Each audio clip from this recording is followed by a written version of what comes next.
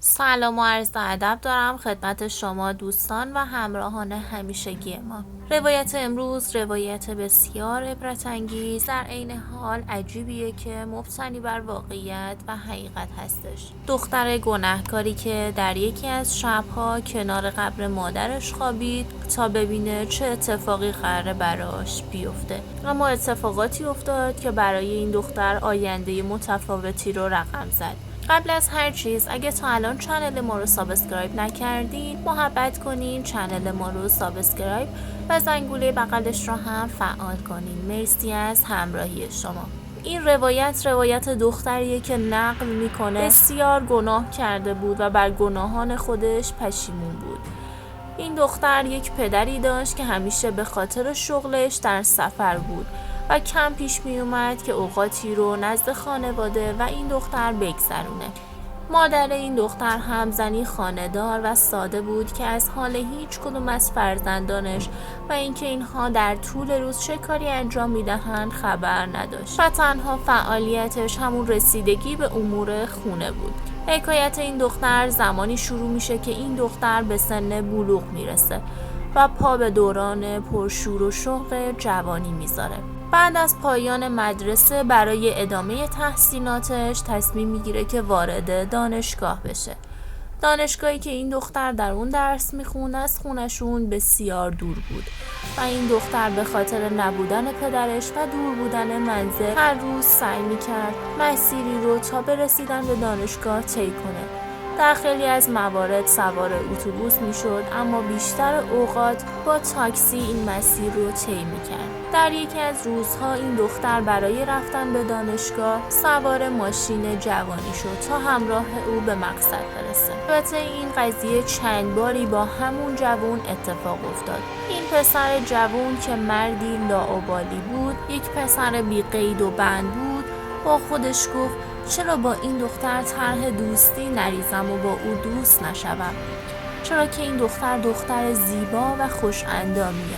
پس دوستی خودش رو با اون دختر ساده‌لو با یک لبخند آغاز کرد و سپس با شماره دادن شروع کردن به ارتباط با هم برقرار کردن. این دختر و پسر جوان از وقت بد روزگار با همدیگه دوستهای صمیمی شدن.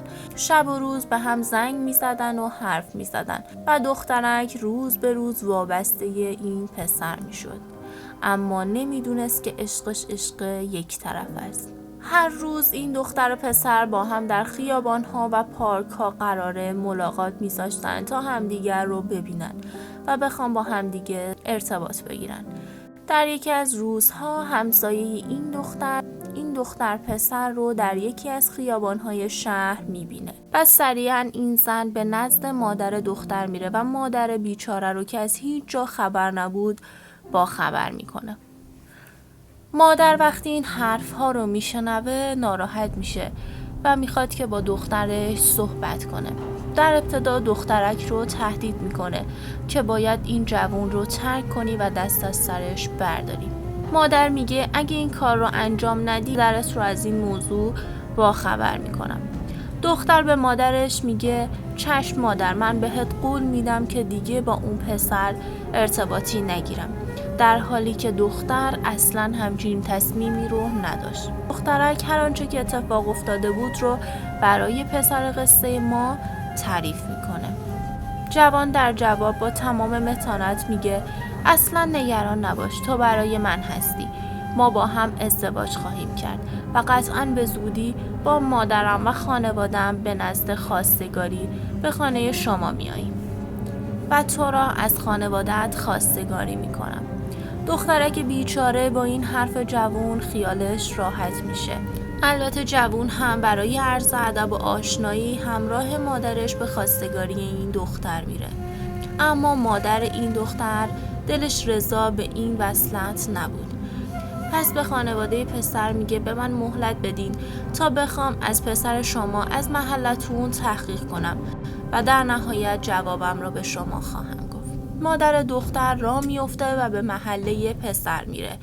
اما از هر کسی که میپرسه هیچ کس این پسر رو تایید نمیکنه.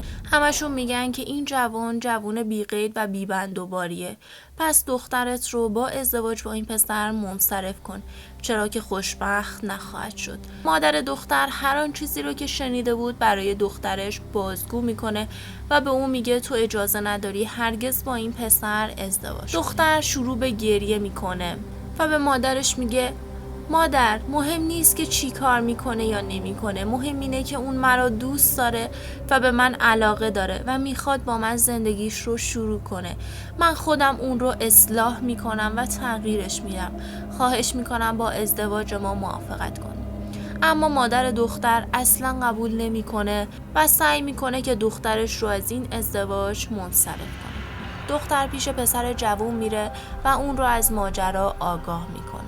جوان در جواب میگه من و تو به صورت مخفی با هم دیگه ازدواج میکنیم و به اجازه هیچ کسی هم نیاز نداریم و زمانی که اونها فهمیدن به اونها میگیم که ما از قبل ازدواج کردیم، پس کاری از دستشون بر نمیاد.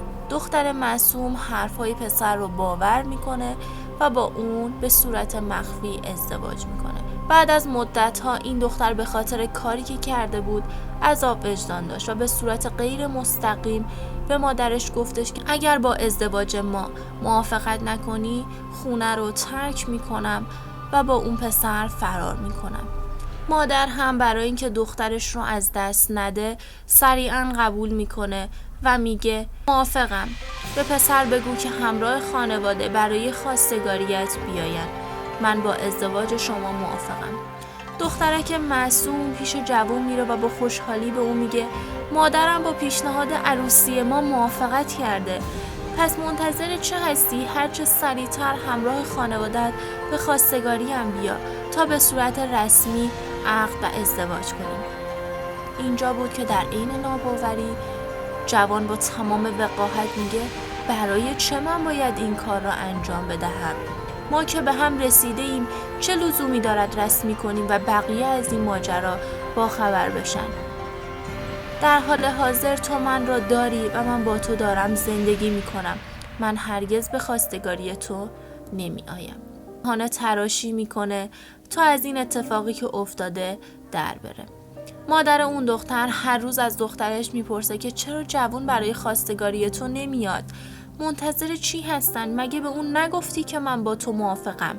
دخترک بیچاره شروع به آوردن عذرهای دروغی و بهونه‌های الکی میکنه. بعد از یک مدتی متاسفانه اتفاق بسیار ناگواری میفته و این دختر متوجه میشه که حامل است. بسیار وحشت زده میشه و نمیدونه چی کار کنه. حالش حسابی خراب میشه و پسرک رو از این اتفاقی که افتاده با خبر میکنه. دختر حاملگیش رو با پسر در میون میذاره. پسر در جواب میگه من این مشکل رو حل میکنم. از خانوادت فرار کن و به همراه خانواده من زندگی کن تا وقتی که بچه به دنیا بیاد و تصمیم بگیریم که قراره چی کارش کنیم.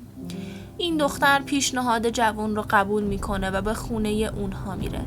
اما از بخت بد این دختر مادر اون پسر خیلی با اون بدرفتاری میکنه. کتکش میزنه و اون رو به چشم یک زن بدکاره نگاه میکنه و مانند خدمتکارش از اون کار میکشه و هر روز به اون دختر توهین میکنه.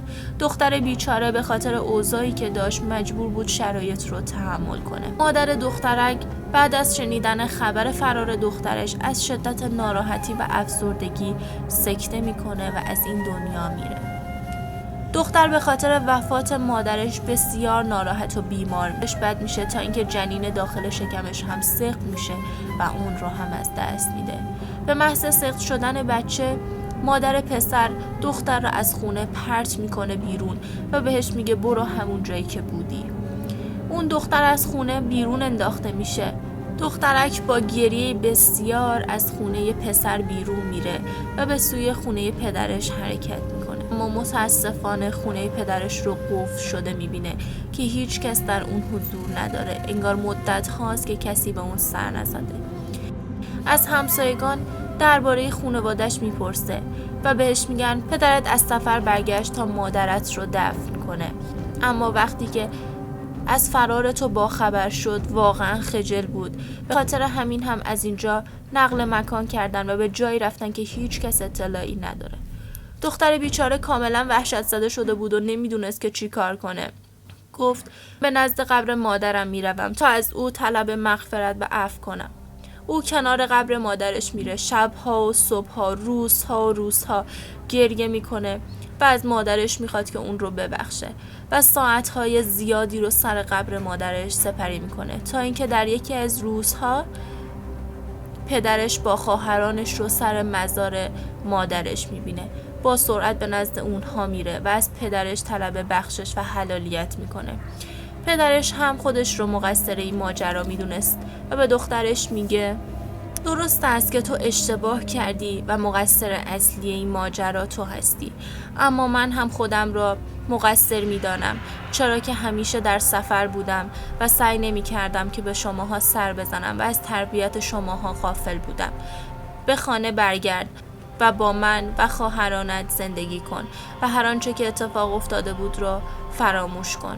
مادرت هم من مطمئن هستم که تو را میبخشد.